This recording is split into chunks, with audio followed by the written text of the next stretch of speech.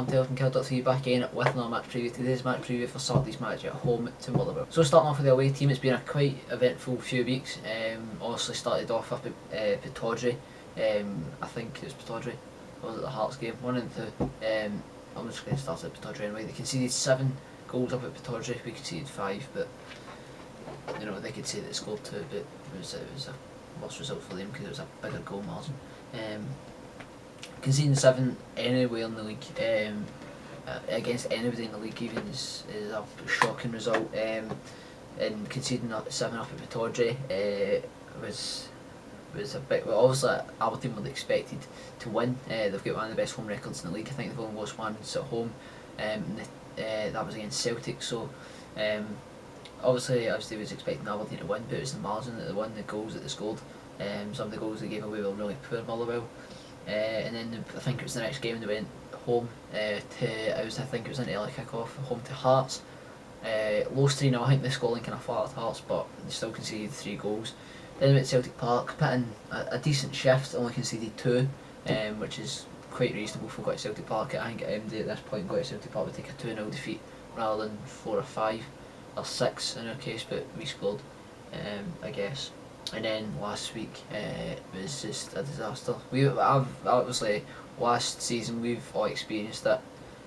Obviously we conceded 4 against Dundee, 4 against Ross County, 4 against Aberdeen, 4 against 5 even against Partick Thistle, 5 against Dundee United. So, but I think this was I think the pressure rose even higher on Motherwell, considering the run that they were on, and Dundee took advantage of that and won the game inside 45 minutes, scored 5 goals. Conceding 5 goals at home's really poor, but conceding 5 goals in 45 minutes is just terrible. And then news broke today that they've sacked Mark McGee, which is another psychological effect that could have an impact on them at the start of this game. But you know, recently for teams in England and stuff like that, also Ranieri gets sacked. Also that was a kind of different situation, but he left and Leicester put in a decent shift last night against Liverpool and won. So I don't know what will have the same effect for Motherwell. We need to kind of find it. Play to watch for Motherwell is got to be Louis Moult. He scored 14 goals I think this season, and he's always a threat. It doesn't matter if they're in good or bad form. He's always going to come up and create chances. I think he was the man that scored last week against Dundee, so always tells you he's always one to watch. Scott McDonald as well, he always seems to score against us, or put in a good shift against us anyway. I don't think he scored against us this season, but I'm pretty sure he did last year. Am I right in saying that? I don't really know, but he always plays like a decent game against us. Lionel Ainsworth as well, scored against us the last time at Rugby Park, which was first game of the season. I don't know if he's been in the squad or not though. Chris Cadden's another player to watch, young player.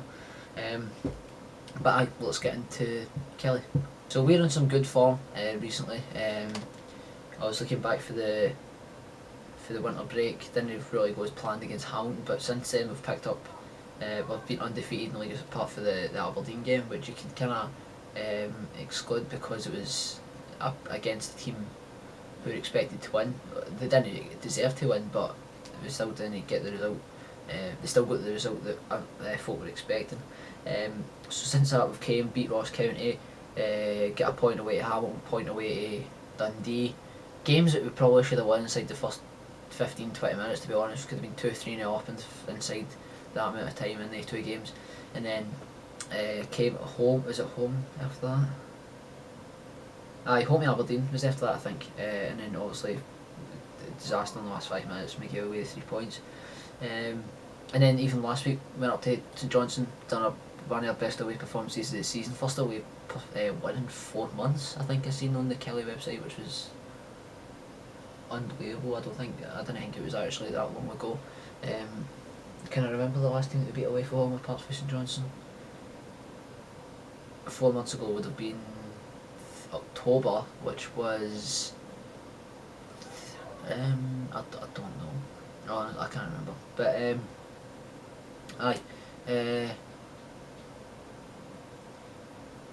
October. I don't know. I was thinking that it might be in November.